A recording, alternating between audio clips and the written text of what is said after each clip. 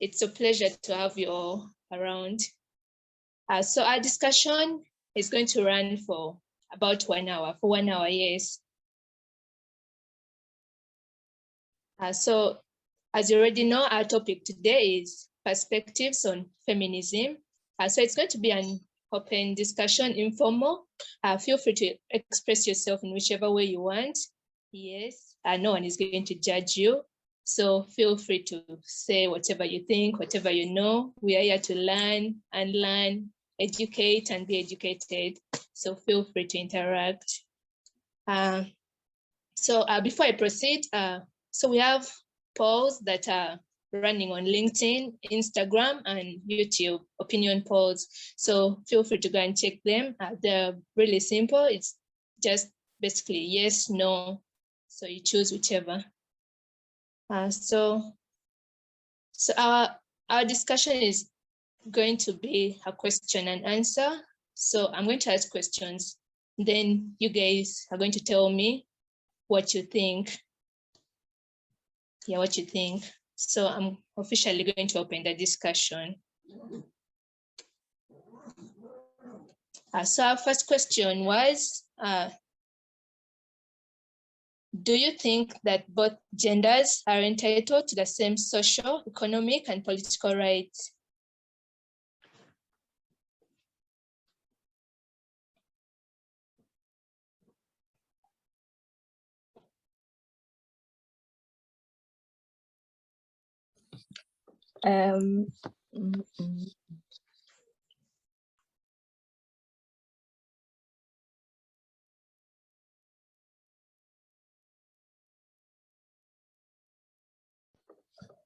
Oh yeah, I think you said yes, Barbara, but we couldn't hear. I think you had turned off your microphone, Benna. You had put off your microphone. Oh, sorry. So you didn't say anything? No, I had the question. That's why I was raising up my hand. Oh yeah, yes, Barbara. Yeah, I definitely think we are all entitled to the same rights because we're all humans. It's just that difference in gender that makes us a little different, but like we have like the same brains, the same everything, except maybe the private organ. So besides that, I think that's the only thing that differentiates us. So henceforth, we're entitled to the same rights at the workplace, everywhere else. Yeah, opinion.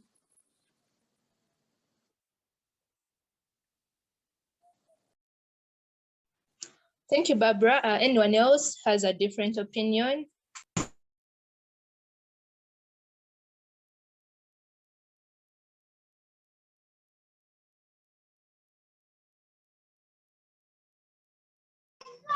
Okay.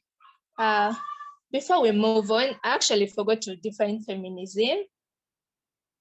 Yes. So feminism,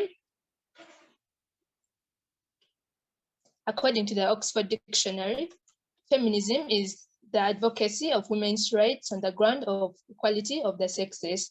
This could be in various aspects of like economic, social, and political. A major discussion point in the feminism debate is the ability to transition into the new equal world. What previous practices would have to be neglected to aid this transition? So what do you guys think should be neglected in order to move towards the foreground for genders?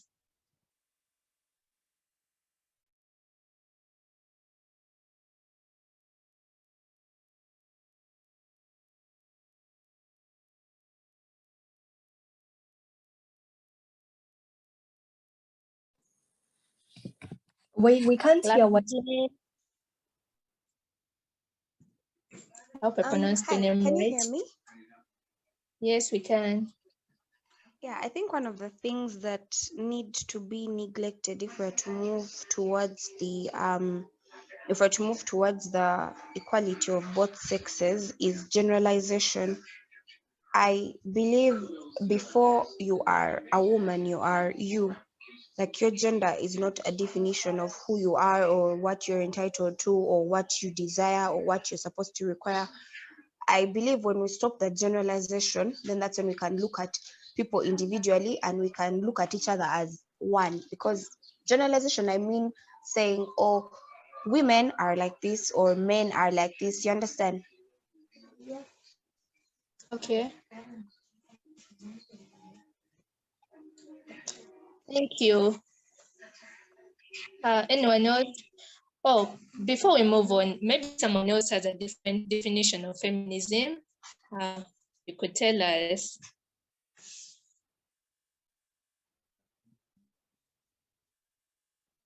Okay, now I think we're on the same board. Can move on. So the next question is it right to say men are trash? Do you people think men are trash?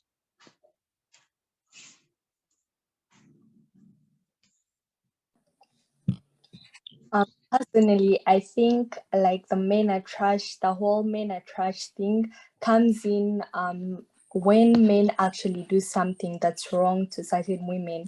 It comes in when men like start like violating women sexually, when they sexual assault. It's things like that that make certain women to refer to men as trash. But in general, like not every man is trash, and even those who are trash can actually change their behavior and become better and not be trash. And I think the So men whom should even be the ones talking more about this whole trash thing. okay. Yes, Marvin. Yeah, come and tell us. Do you think you're trash? The men? Thank you. I think for someone to stand up and say men are trash, they should actually say, my man is trash, or that man is trash. Someone talked about generalization. I think saying that statement is upon someone's personal experience. It could be your father causing you to say that men are trash, or your boyfriend actually. So it is wrong to say men are trash, but it could be right to say my man is trash. Thank you. Okay, thank you. Maybe someone else has a different opinion from Marvin's. Yes, Lucky Jane. Yeah, so okay, let me try to give like a brief background of the history of that word, the men are trash thing, that phrase. So in the earlier years that there used to be there was a hashtag that was introduced, that is the hashtag Me Too movement, where women came up on the internet, and we realized that this whole thing of domestic rape was happening to so many women. And no, Solomon, I'm not switching my video on, I'm at home. So anyway, I was saying, we realized that this whole thing of domestic rape was happening to many people, and very many women they thought that they were the only ones experiencing it. But then when we started seeing the numbers of that hashtag, when we started seeing the number of times that it was appearing, it was with almost every person, even the people who we thought their marriages were excellent. You understand? So then people started coming up to say men are scum, men are trash. But there was even a famous writer in France who was banned from Facebook because of using that phrase. Because some men stood up and said, if you're saying men are trash, then what are you doing as a man, right? So this whole men are trash thing is from a place of pain, from a place of not healing, and it is very wrong to generalize and say that men are trash. Because you see, I don't understand how a person chooses to look at the hurt that 10 men have caused to them and not look at the joy that 20 other men have brought to them. Not that they're finding their joy in a man, no, but we know of prominent men in society who are causing that change that we need in this world, right? So I don't think it's right to say men are trash. Okay, thank you. Maybe before we move on, so I was thinking, you guys have heard of that culture of call out. You call out the men you think are trash. Maybe that's what you guys are trying to suggest. Maybe we should adopt that. You call out their names, you say this man is trash.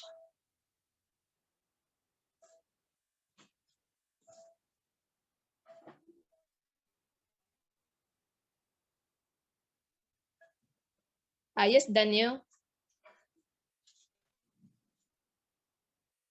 Daniel. So hello everyone. Hello. Nice to see you guys. So I honestly don't even know where to start, but one thing's for sure, if you're a woman and you think men are trash, and maybe throughout your whole,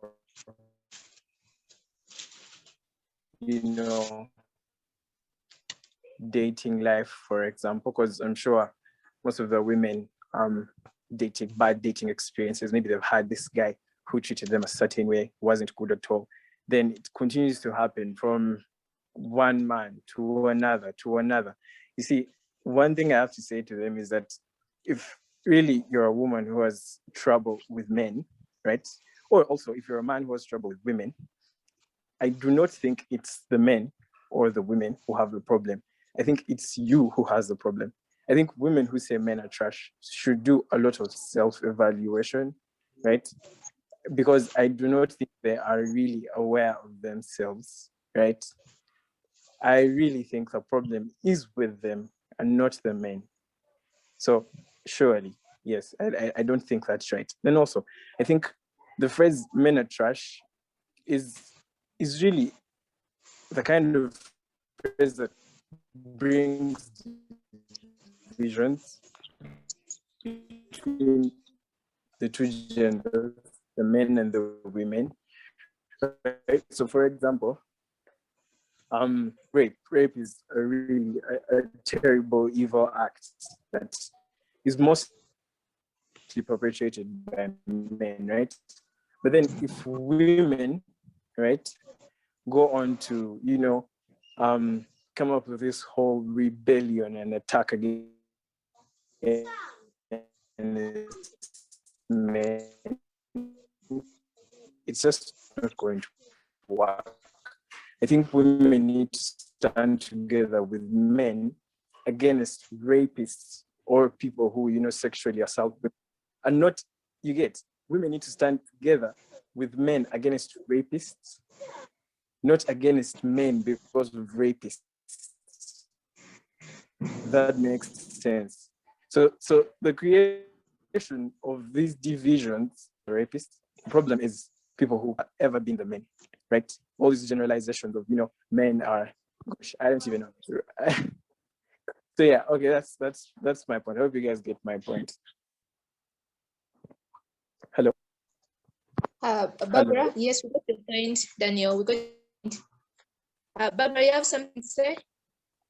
Yes, I think there is one more guy in the room who hasn't talked. Me, I see Asimwe Solomon. He's a guy also.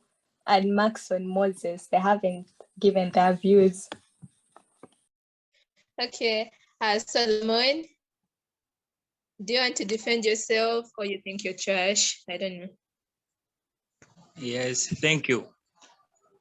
Yeah, the way they say men are trash, I don't agree with it because it's all about your perspective, the ladies. Maybe you may get a partner, and then your perspective for the man is different. So when your what perspective is not fulfilled, whatever you want from the man is not fulfilled,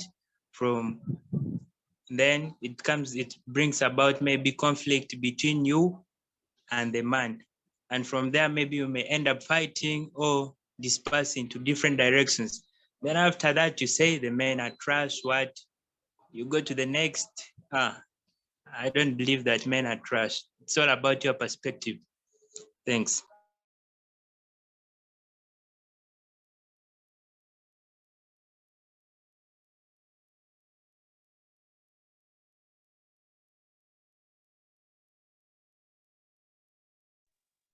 Okay, thank you, Solomon. So it's all about perspective. Okay. Yes, Doreen. Thank you. Sorry late, but I hope you are all well and I'm glad to be here. So my thing about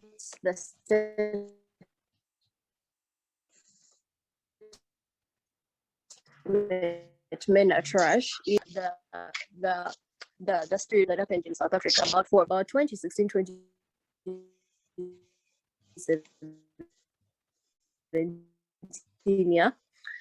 What actually there's like it is stated that in South Africa 3 women die from rape, femicide, and all those things, and violence against women by men. 3 women per minute. The gist, yeah. It was a hashtag that started on Twitter, people saying men are trash. It's not about relationships or anything of the sort. People are feminist and all of these things that people say, and you know, especially about women empowerment and all of those things, yeah. It's generally about women fighting for their rights, yeah, fighting for their equity and all of those things. It does not only stop on women, actually. It goes up to people that identify as non-binary and all of those people, you understand, yeah. So it when you generally speak out to every woman, you know, as in me, everyone harassed or in a certain way, yeah. But when you speak to men, no single man seems to know, yeah, who sexually abused another man that sexually abuses women, you understand, yeah. So it's kind of just a call. It's not about relationships gone bad. It's a lot of things. Yeah, when you go to workspaces, women are never treated equally like men. You understand? Because of the patriarchy. Even in families, we've seen so many families currently. I think from the Gen X, the millennial generation, yeah, go handed, yeah, and a lot of zero input from the men. And then besides that, we see that there's been a lot of violence, a lot of rape. So many things happen to me. I'll probably be broke when I'm moving. But then someone will say, maybe your dress code, you're wearing short things. But then if you go to Muslim world still and you see these ladies that cover themselves up to, like, the only thing you see is just a small fraction of their eyes, yeah? You will never see their ears. You won't see what their skin looks like. You won't see anything on them. They wear gloves, they wear long socks, they cover everything up. And yet still, the rape statistics and sexual abuse in such countries is still high. Women that side are still sexually harassed. You understand?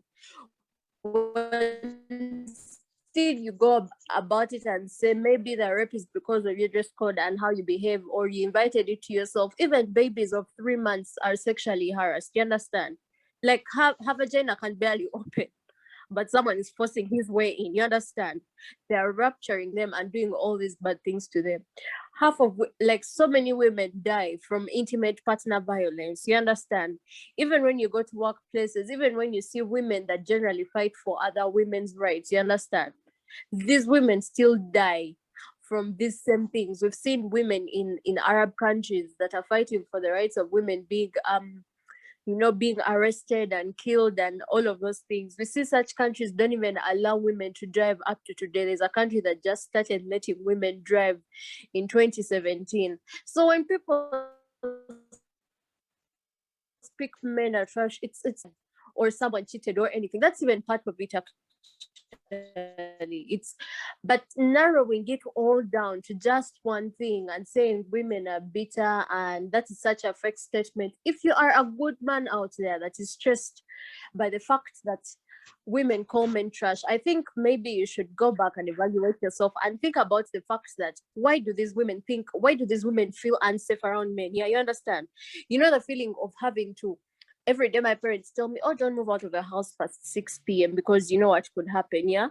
Like we've been having curfew here in Uganda and all of those things. And every time I want to move out of the house, like maybe 6:30 p.m., or maybe if I've stepped out and then I come back maybe like at 7 p.m., the only thing my guardian, that's my grandmother, is going to worry about is the fact that I could be arrested and raped. It has got nothing with to do with maybe, yeah, they will arrest you and keep you behind cells. She always says, can you imagine you could be arrested and raped? Do you know what those men can do to you? You understand? It has got nothing to do with the fact that maybe, I don't know, maybe women think very femicide, all those things that happen, you know, in daily life, whether you're in a relationship or not, just walking on the street as a woman, just looking at you and imagining you're a woman, everything goes wrong. You understand? So I think narrowing down everything that is about feminism and the whole struggle to simply saying it is wrong to say men are trash because you don't understand what women are actually going through, yeah? And the fact that even you as a man out there who is bothered by the fact that, oh, my relationship will go bad because this woman said men are trash, I think it's quite problematic if you're worried about being generalized. If you know you're a good man yourself, why get bothered by the statement? And besides that, who even says all men? People out there just say men are trash. How am I supposed to categorize 10 men by saying men? You understand? As in the plural of men is of man is men. I can't talk about 10 men without saying men, obviously. So if you feel like, as in what's stressing you about the whole thing of being what they think, and maybe try to change the status quo. That's what I think. Thank you. Oh, thank you so much. You said something about no man actually knows another man that's a rapist or stuff like that. But I think they actually know. I think men actually do know their friends do these things, but they would rather not talk about it. Yes. Anyway, that brings us to our next question. Should you treasure your culture over feminism?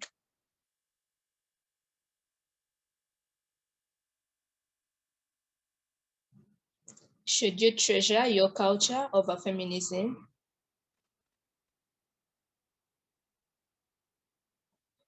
Yes, Doreen. Thank you.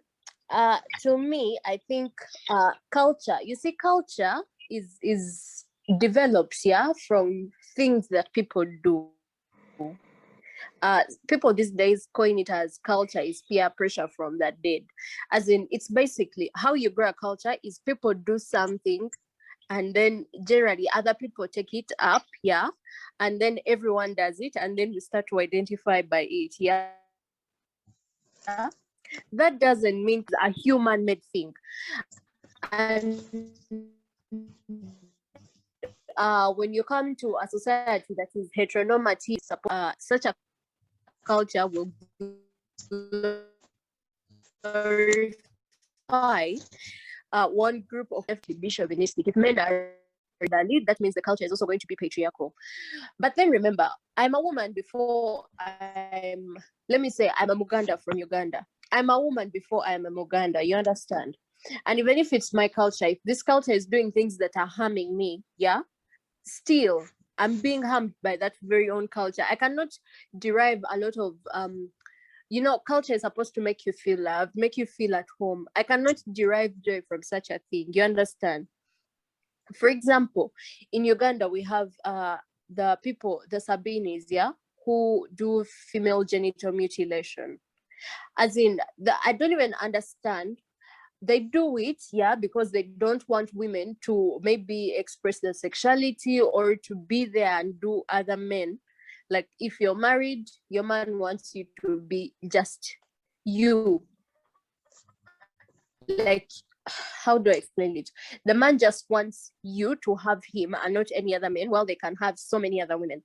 And besides that, it's something that does not let you enjoy sex and your sexuality, and also leads to very painful birth, yeah, because they basically cut out the clitoris.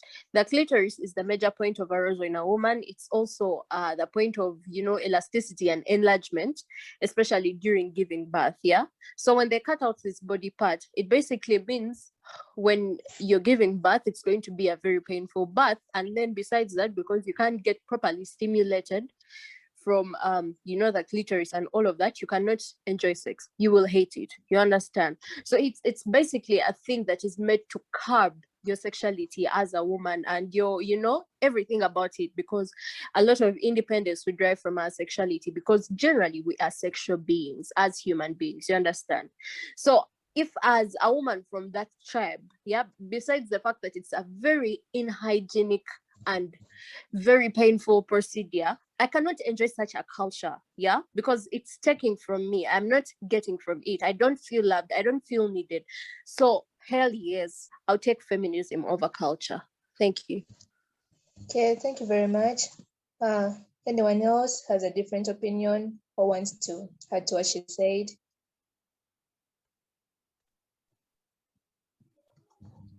Yes, Barbara.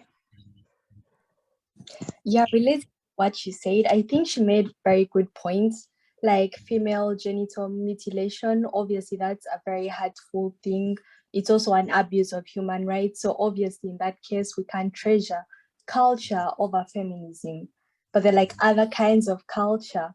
There are women like in rural areas who like submitting to their men. They like staying at home. They like doing chores. They don't like working. They may decide to treasure culture over feminism. And I have nothing against that. That's on them. And then there'll be other people from the West who are other people from the global North or Western countries who are against that. That's on them. I think it goes both ways. You can decide to treasure feminism over culture or culture over feminism, depending on who you are. Yeah. Okay. Yes, Doreen. Doreen. Thank you. She mentioned something that was, thank you. She mentioned something that actually got me thinking. The kind of feminism I understand and subscribe to, yeah, is the kind of feminism that allows a woman to choose their own independence and their own success.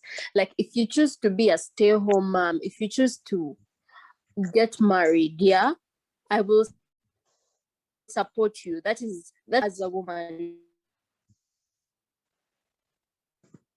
yeah, my kind of feminism and the feminism I think is ideal will support son if that you feel like you want to do, if you feel like you prefer to be a natural and you don't want, you don't feel like maybe this other thing of being career, you know, motivated and all of those things is what takes you. But something I've noted these days is that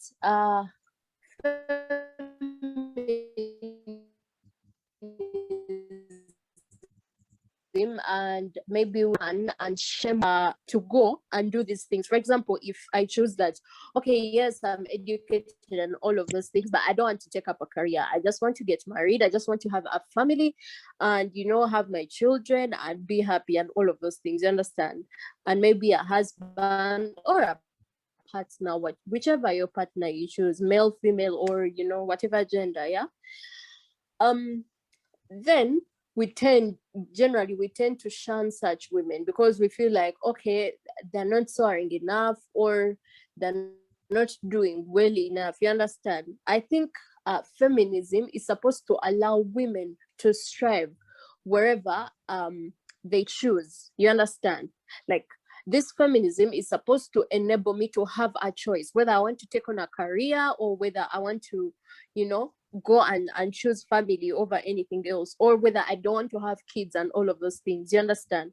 You should be able to choose and do this as you want. And I think it's still a certain kind of feminism, women who stay home and choose their families, choose their kids and all of those things, choose to stay present and do all of these sacrifices, you know, for their families. I think it's the same thing as choosing to go out there and be a career woman in especially in a society that is male dominated and all of those things.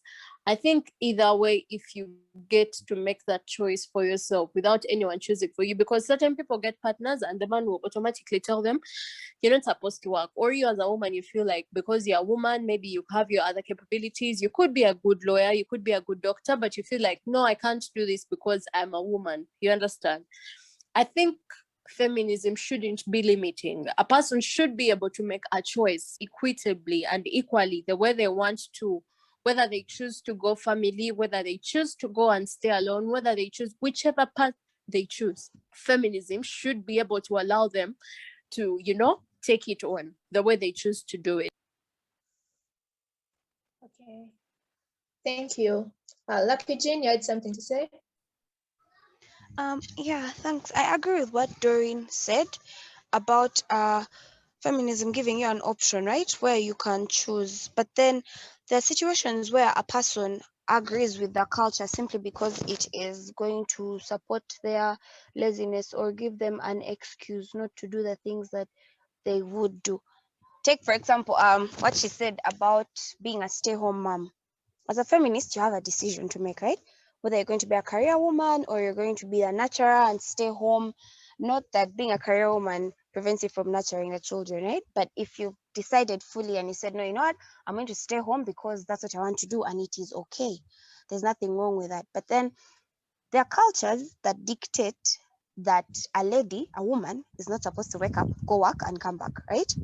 They say that majority of the African culture says that a woman is supposed to be at home and take full responsibility of the affairs of the home, like inside the home and nothing else outside, right? And then as an individual, you understand that, oh, I'm lazy. Oh my God, I did this course. It was not so now marriage is an escape route. I'm going to get married and stay home. After all, my culture dictates. So you see, there's one thing you want to do that, but then the mindset behind it, you understand? There you choose to put your culture, you choose the culture over feminism simply because it's in support of your laziness. It's giving you room to do that. Yet you could have stood up and said, no, I want to do this. I want to stay home because I want to, not because my culture dictates that I should. You get, that's what a feminist would do. Okay, Lucky Jane, before you go, I want to ask you, shouldn't someone choose to be lazy if they want? I don't think laziness is an admirable trait for anyone. Okay. So Doreen said something about, okay, I don't remember the exact words, but okay, maybe let me just ask the question. So it looks like most times, oh, okay, Daniel, before I Hello, move on topic. Hello, Yes, everyone. please. So on number two, I don't really have much to say because we all know very many cultures all around the world have their good side and they also have their bad side, right? It's very true. Genital, the mutilation of women's genitals is just a terrible thing, right? And of course, just like that sort of thing, there are very many other bad things about African cultures in general, but there are very many other good things about African culture. First of all, I want to make this a very clear point. A woman who decides to stay at home, right, and take care of her husband, take care of her children, is not lazy, not even a single bit. It cannot be classified as laziness at all, because it is not easy, right, to raise children.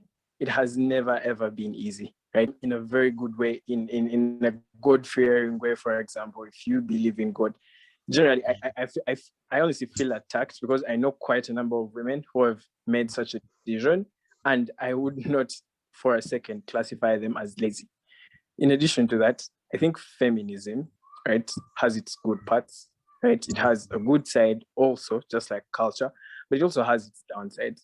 So feminism has had its attacks on marriage, right? Marriage is an institution that's actually quite traditional and cultural here in Uganda. It has had its attacks on marriage. So maybe I can quote one thing a popular feminist in Uganda said, if you know Miss Sylvia Tamale once said that women in marriage, married women, on the street. That was a statement made by total utter nonsense, right? It is not true, and it's an attack on marriage. Marriage settled down with a man who also decided to settle down and just form a family. Marriage attacks on marriage from feminists, and people bringing up all sorts of illusions that there are, marriage comes with little freedom. There's a lot of oppression in marriage. I do not believe all that. It is just not true. Feminism has also, brainwashed women, honestly, if you ask me, in one way or another. Women are now, they on the topic of birth, right? Women giving birth, right? Feminism is teaching women that abortion is okay, right? Feminism is, the opinions of feminists on abortion that's really amuse me, and I honestly get scared for what the future holds, right? Birth and abortion, right? It's just terrible. The idea that women, right, have should live or not, and a man has no say in that, and yet they actually both make the baby together. It's just also utter nonsense to me. I think it's an attack on humanity, right? Abortion is just wrong.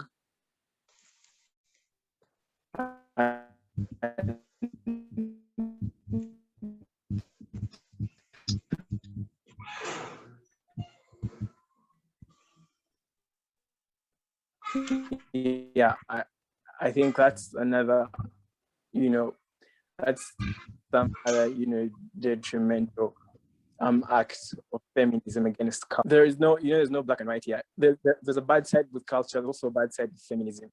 And I think you have to be much enough to choose what's good for you.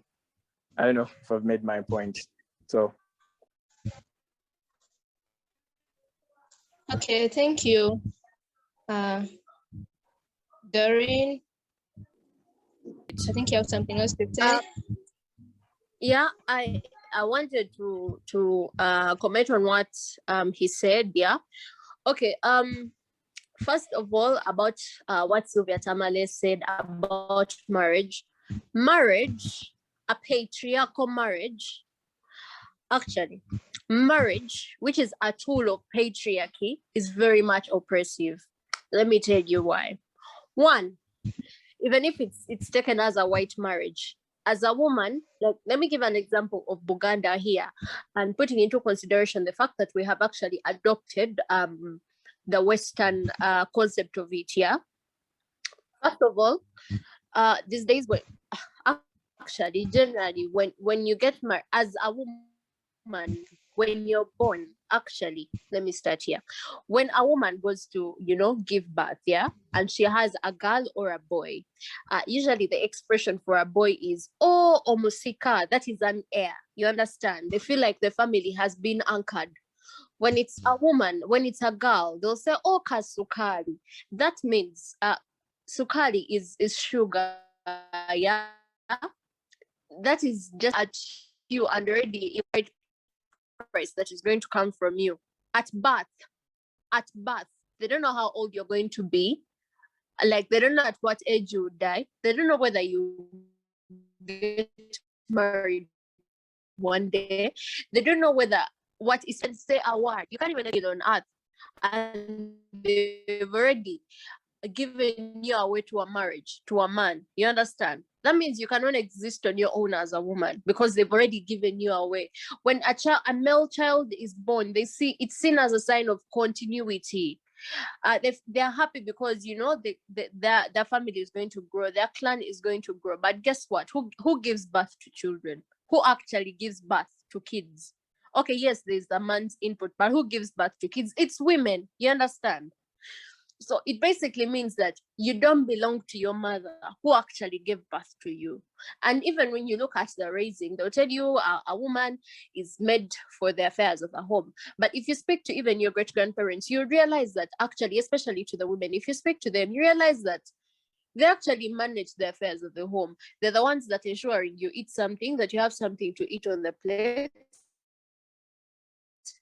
Probably their husband is going to come back and be like, why haven't the children eating today? Then he'll probably beat her up on it. You understand? All of those things. You're going to guard the home. You're going to make sure that the home grows and do all of those things for the family. But guess what? At the end of the day, if the man wakes up one morning and says they're done with you, that is it. You're nothing after and all. When you realize there's a proverb that says when child, but then a bad child brings insult to their mother. Like, you only belong to your mother has done such a good job. When it's a bad thing, it's the mother. And then besides that, the fact that you're born into your father's clan, like, it's even wrong in it. So, because how can you be born into a man that move away? That means that as a woman, your mother has no say in what affairs. Men can say you besides that. Someone talked about abortion, local herbs that are known to take out kids. You think before white people came here, people are not having abortion? They're not having them. It's having abortions. Body and get it, because men, when you're struggling with a child, some men will move on from you, and they'll leave everything to you. Even when you go back to your parents, they'll tell you that actually their fathers kept having the great input. Visitation there at school, eaten, the child is sick, the child is this, it's your mother dealing with all of those affairs. So if a woman chooses, I think it's everything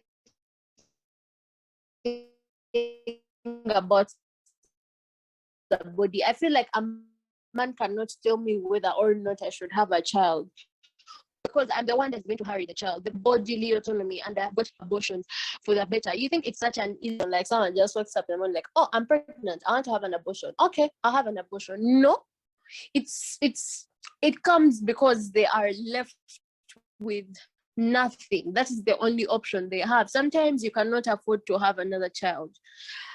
Or, by the way, it's not actually only people that are having children outside marriage that have abortions. Actually, 50% or 60% of abortions that are had are actually done by married women, because all of these things are not just about women. But obviously, I can't explain any further, but a woman has got every chance and every reason to choose whether or not to have a child. And if you're talking about abortion coming as a feminist thing, that's not true, because women long before feminism were asked to be taken. Here in Buganda, people take a lot of tea leaves and so many other concoctions that they can take that will help them procure abortions. Before anyone knows about feminism, actually, such women don't even know about feminism and women empowerment. They're just trying to save themselves. You understand? They're just trying to save themselves a lot of things, and that is why abortion is an actual thing.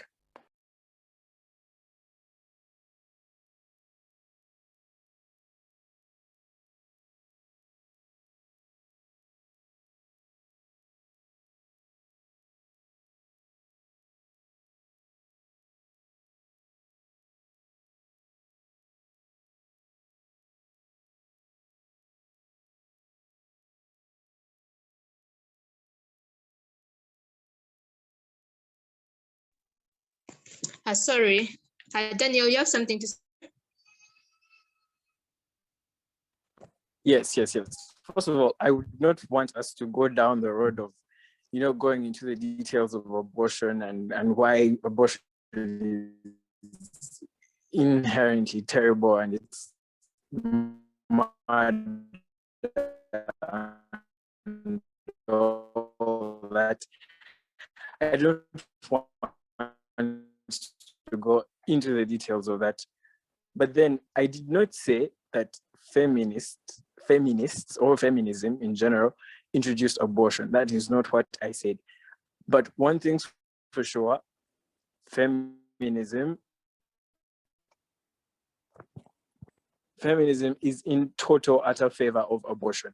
And I think you could, organize another session just like this one, and the topic should be terrible, and all that. I'll give you all that. So yeah, that's what I was saying. Feminism has pushed women to make them think that abortion is their right to actually judge whether a human being should live or not, just because the human being is dependent on them. I think that's totally wrong. I think it's murder. I think abortion should be illegal, and women do not have that right. Neither do men, right?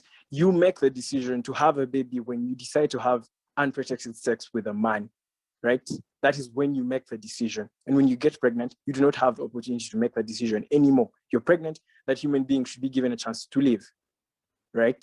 So yes, women do have a choice whether or not to have a baby, and they make that choice when they have unprotected sex with a man and get pregnant. That's when you make the choice. You don't have the right to make the choice after you're pregnant. You could organize another session just like this one, and we could, delve deeper into the dynamics of abortion, and we would really see why abortion is just a terrible act and why it's just.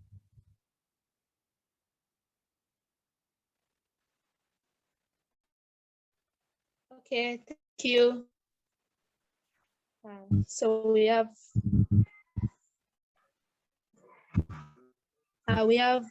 Lucky Jane saying, guys, I didn't say being a housewife is laziness.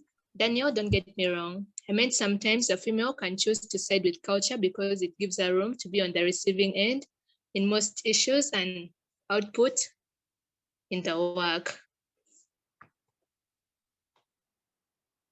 And then we have Solomon saying, Daniel, what about scenarios when the woman comes from rape? And then Doreen also asking, what happens to you when you're raped? Then I can also add to that. So you think it's right? Come back to that, right? So allow me to come back to that. So first of all, about 80 to 90% of the abortions committed worldwide, right, have nothing to do with rape or incest or anything of the sort. So first of all, I think before we have the discussion of what to do when a woman is raped, she gets pregnant, before we have that discussion, I think we should talk about the majority of abortions where women just willingly decide to abort this baby when they have not been raped or it's not a case of incest. So I don't think we can have that conversation of the very, very few, the very small percentage of abortions committed as compared to the majority of abortions where women willingly make this decision to eliminate this human being. So yeah. Okay, I think that will be a discussion for another day. Lucky Jane, I don't know if it's still about abortion, but I think the abortion discussion should be for another day. I was just going to say that we should do an abortion thing another day because it's a whole wide topic and we have different opinions of it. Some of us based on religion, God, other people look at science and all that. So I think that's a topic for another day. It's going to derail us from our purpose of this meeting. Okay, thank you very much. Yes, we're going to look into that. Maybe we shall plan another discussion on that topic. So that brings us to our last question. Should traditional gender roles still apply in this century?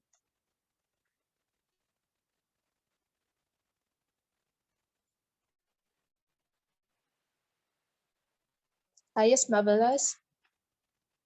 Hello, everyone. Well, I think that traditional gender roles, they shouldn't apply in this 21st century because, society has changed economically.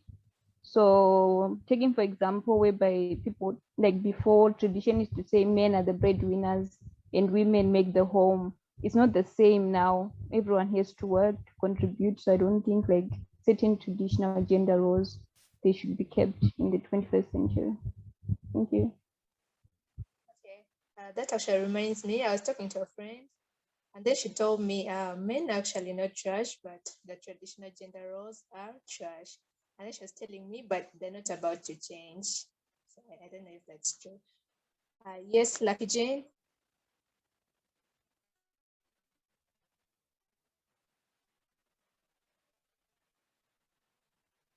Lucky Jane. Oh, sorry, I didn't know my mic was off. Sorry about that. Thank you. I was saying I don't think traditional gender roles should still have a significance in this 21st century. Why? Most of the issues that we're having right now, our gender conflict stems from these traditional gender roles. And you see, in this discussion, we need to understand that feminism is not just about the women, it's about the both of us, men and women. It's looking at an individual bigger than just their gender. It's looking at their capabilities, their desires, their passions, what they are as an individual, not just what's between their legs. And you see, the traditional gender roles would classify this generalization that I started with. Traditional gender roles would say a man does this. And if a man does not do that, then he's less of a man.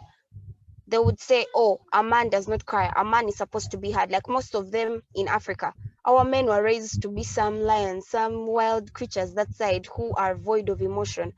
And then when boys who are raised by men that have that mindset grow up and come to campus and they're facing stuff, they do not have the confidence. They do not think that they can open up about an issue. When he does, the rest of his friends laugh at him. You understand? And then what does that lead to? We start having issues of people being called sissies, and then they're looked at as, oh my god, that guy is very feminine or whatnot, simply because he's emotional. And yet these are just individual, what can I say, it's like a temperament. You understand? Some of the men are melancholics and they have a bigger heart than mind, not in a bad way. You understand? Like they'll think first with their heart before their mind. It's not a general thing that a man should be a certain way. That is what the traditional gender roles say. So I do not agree with them really. They've caused us a lot of trouble. Okay. Elizabeth. Elizabeth.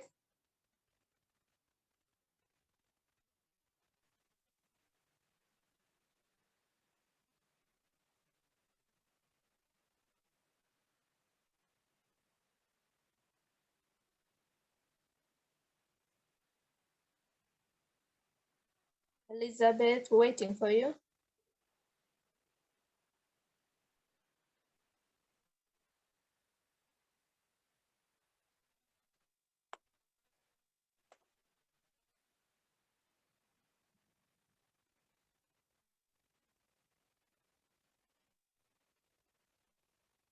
Okay, I don't know if I'm the only one who can't hear her.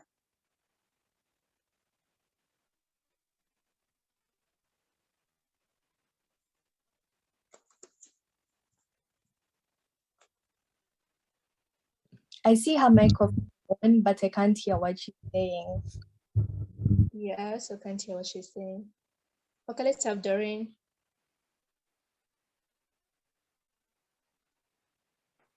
Thanks. Thank you. I think traditional gender roles should not be upheld for very many reasons. One, first of all, gender generally places human beings on a gender binary, male or female. But we've seen over time, some people are not male, others are not female. You understand? Like there's everything wrong with that gender binary. And then besides that, those gender roles tend to serve one gender over the other. They tend to serve one group of people over the other. When you realize, especially in marriages, women have actually taken the budget. That is why when you see a woman growing older, and that's why they say women look better when they are younger, you understand, and men age well. And then again, people will tell you as a woman, you if you marry a man your age, you will grow older than him. Why? Because your responsibilities are far more than his. You understand? There's so much more you have to do as a woman in those gender roles. Yeah. And get everything, especially for family, everything counts. Like, and we've also seen currently that women have been doing a lot of what men have been doing, or a lot of what men are purportedly supposed to do. Yeah. For example, breadwinning. How many families out there actually single, like are single families, like single mothers? Yeah. Like it's only a woman doing everything. She's doing the nurturing and she's doing the, you know, the financial fighting and all of those things. And then besides that, even in the past with women, I was actually having that conversation with my grandmother sometime, and I was telling her what happens. She's like, as a woman, you have so much you have to do, so much. Like imagine a working woman, because you have children, you don't get to do anything else. You wake up in the morning, go to work, or maybe you wake up in the morning, prepare kids, take care of them, do everything for them, yeah, and then go to work. Go and slave at your workplace, then come back home. After coming back home, you have to again, the children this, clean up, help them do homework, help them with this, help them with that, do the take care of them, put them to bed, and then again, husband's conjugal rights. So in the morning, probably waited for you to put breakfast on the table for him, which is like, oh, I'll put with the boys. Well, you have to come back home because someone needs to be with the children to take care of them. Yeah. So these gender roles have one group of people over the other. Yeah. Like as a woman, you're expected to do your part as apparently gender roles state, and then do also the man's part. Yeah. And then also besides that, is that there's so much more capability with a child. Yeah, I will need I'll need my father and I'll need my mother. You understand? What happens if I don't have a father, which most people actually our generation don't, because of different, you know, reasons, abandonment,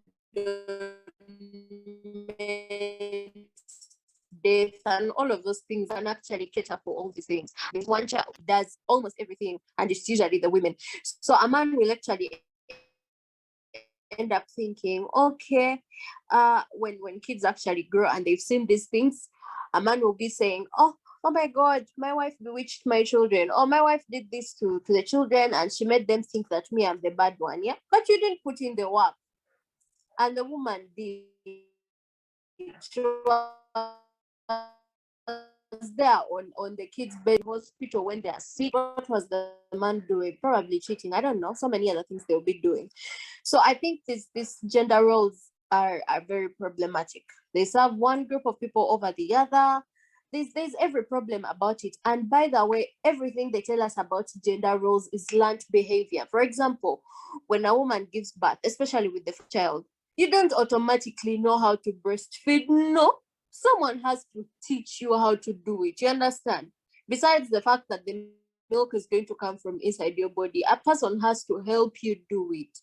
Even if a woman has never given birth, if you have something circling over your boobs, after some time, because they're mammary glands, the milk will actually come. You understand? It's not because I was born with a vagina, so I'm born when I know how to cook. No, you learn how to cook eventually. That's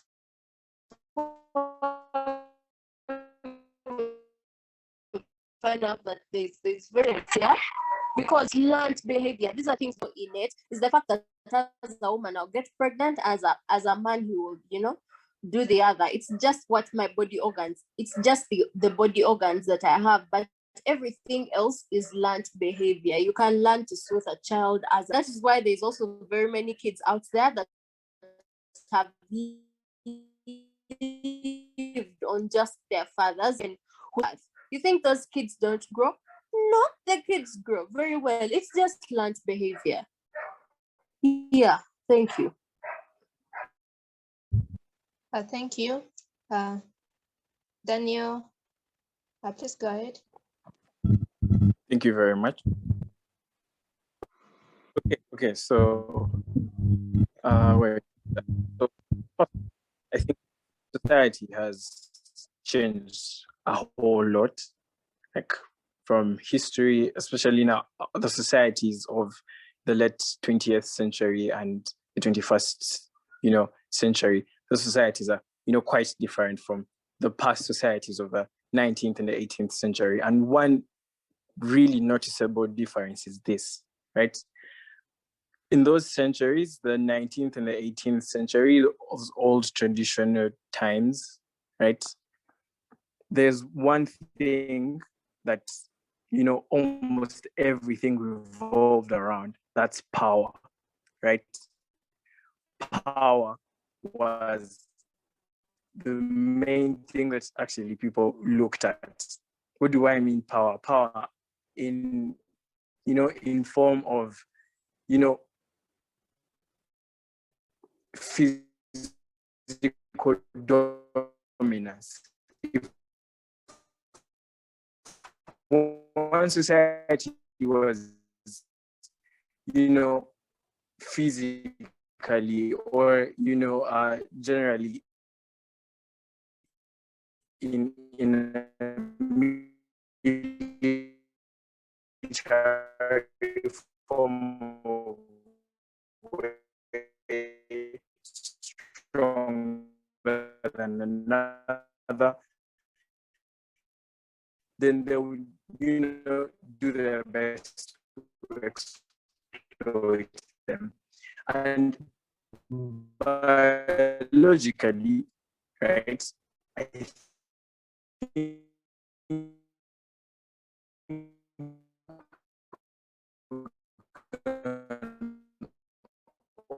all agree here that generally, on average, men are stronger than women, right? Men have higher bone densities. Men have higher, muscle densities.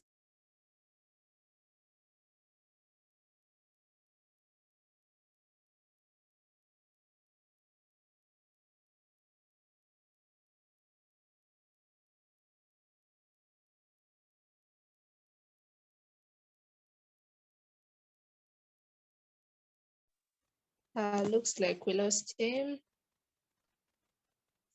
Okay.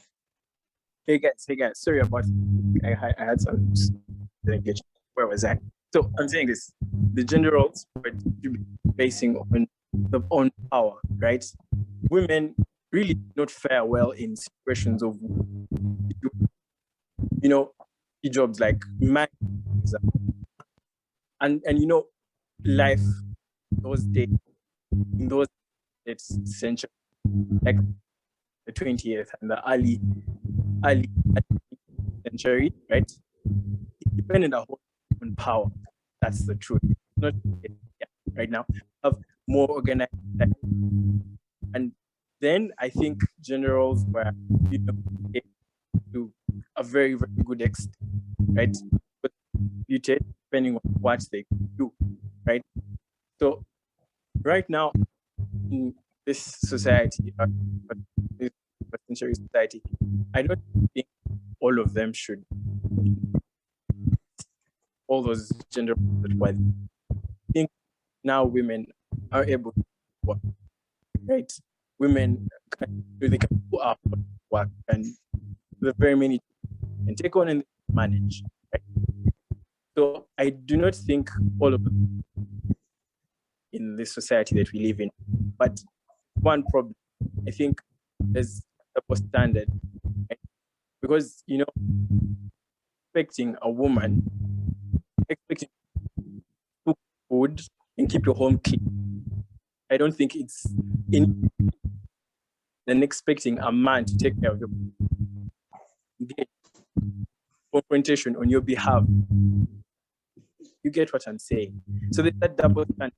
Expect men to, stay on their traditional kind of role, right? Gender roles and right roles of protection, your provision. Daniel, Sorry, can you hear me? Daniel, your network is really breaking. Hello, can you hear me now? Okay. Hello, am I clear now? Sorry about that. Yes, we can hear you now. Okay, so again, double standard, right? Women do not right to do certain things, right?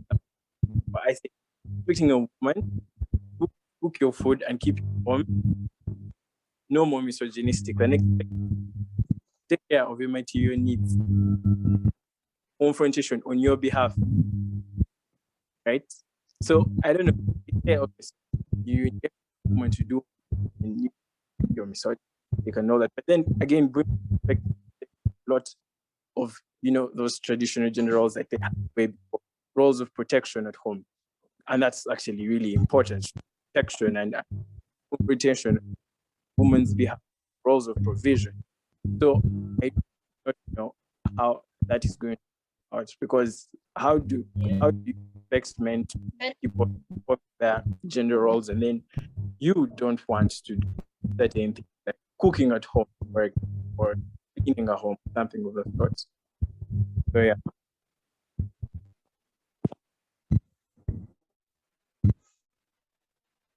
Daniel? Okay, you had the point there, but your network was really poor, so we didn't get most of the points.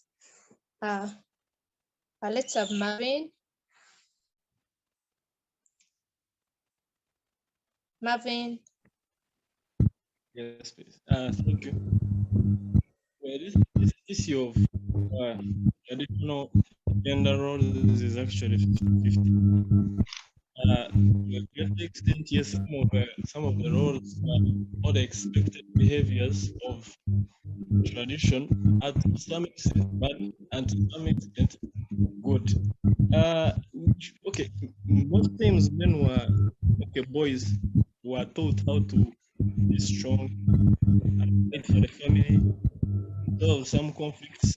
And yes, maybe they were not taught, but those things were not taught to the female or to the other gender. But where the education has come and everything now is equal, where that is good, is very nice that some of us can see the right. And that is why some of us say some are bad. But do you think every girl knows that actually they can do what men can do? Do they have the courage to take it on? You will find families where you go and a baby is telling you, I cannot do that. That is for a man. It is what is expected. Imagine you are in a family, they are stealing your land, for example, and it's the woman who is actually seeing it, and the man is actually sleeping on it. So to some extent, it is okay to teach a boy that you must stand up, you must fight for your family. But if a babe is also being taught just like these days, well, then it is okay, it is fine. Some of these things can be dropped. Then that is why we have more of this nonsense of men abandoning their families, and you see the mothers or the women on TV crying for help. The woman produces and the man has abandoned the family. Why? Maybe the upbringing was poor.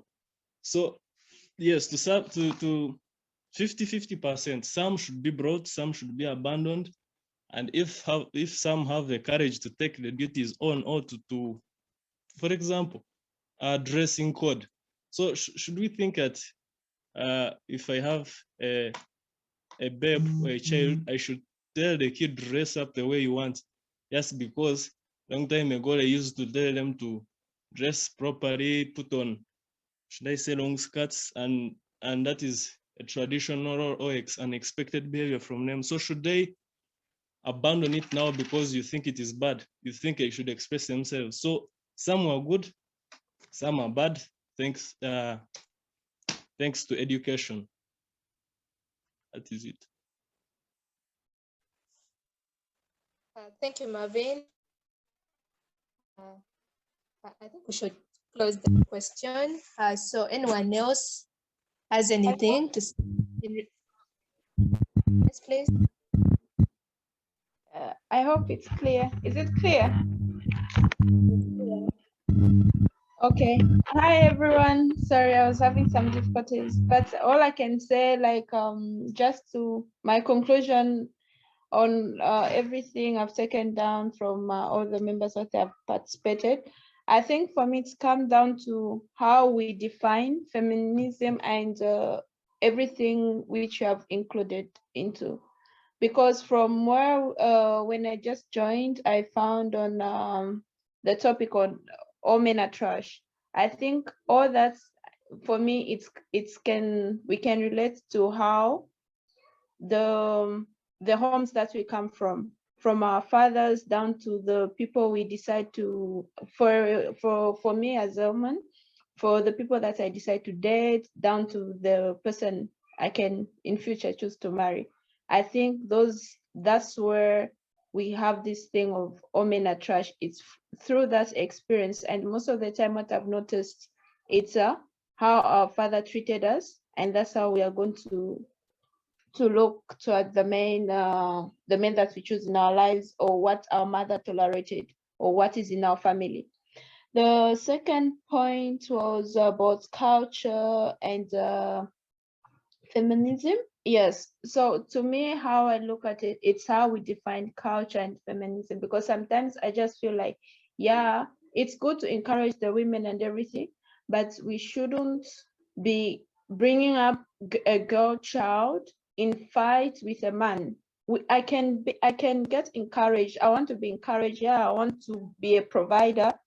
I want to work hard. I want to achieve my dreams without limitation of being a woman. But again, I don't want to be raised to have these ideas that I need to fight, or or like what the role of the man, what they're doing in the world, or how they're raised, for me to feel better about for me to feel part of this movement. So I think it all comes to, personally for me, I always take it like how I interpret it myself, not to fight with a man, or to fight with how they've been taught, but let me become the best of me, and I'm not going to look at the limitations which the world has put.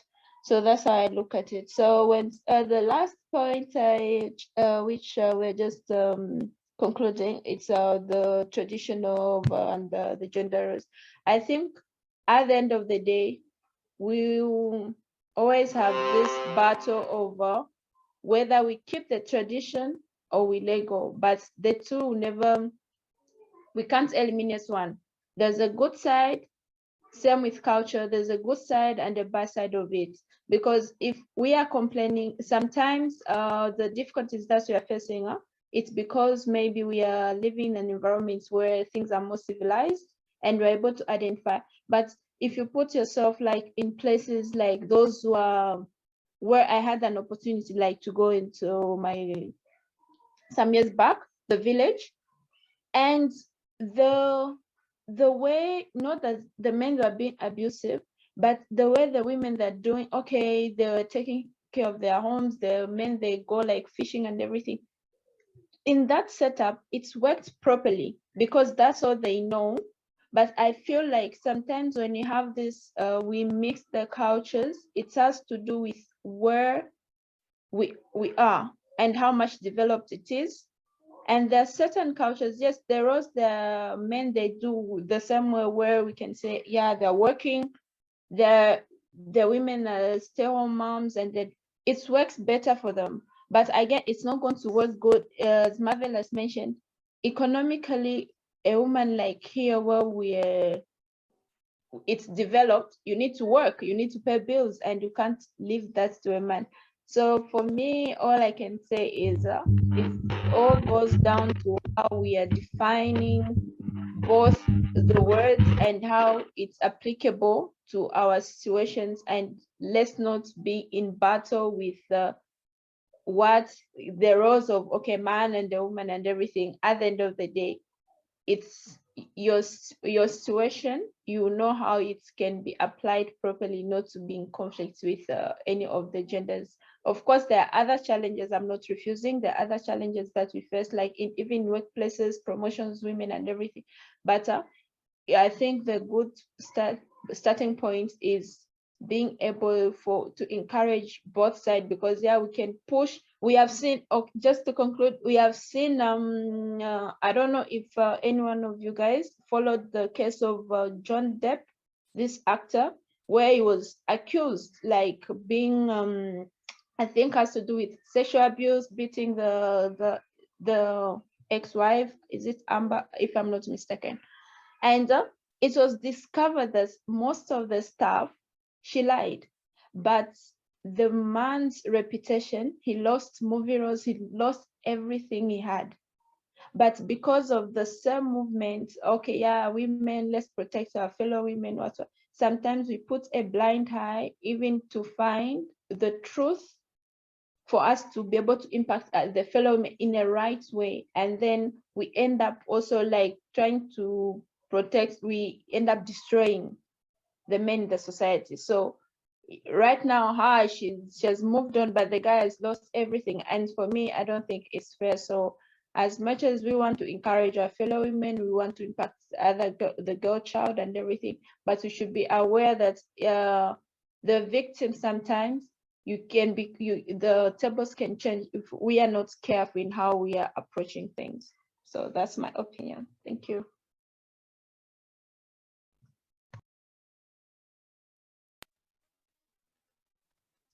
Thank you very much, Agnes. We have Daniel saying something in the chat. Daniel says, traditional medieval societies had a fallback position, power, and this was the basis for the distribution of those gender roles so totally justified. That is not the case in our society today, and some of those roles do not apply. However, there is a double standard. Men are still expected to fulfill most of their gender roles. Expecting a woman to cook and keep your home clean is no more misogynistic than expecting a man to take care of your material needs and to protect and engage in confrontations on your behalf. And he says that's misandrist. Okay. I think we're coming towards the end of our discussion.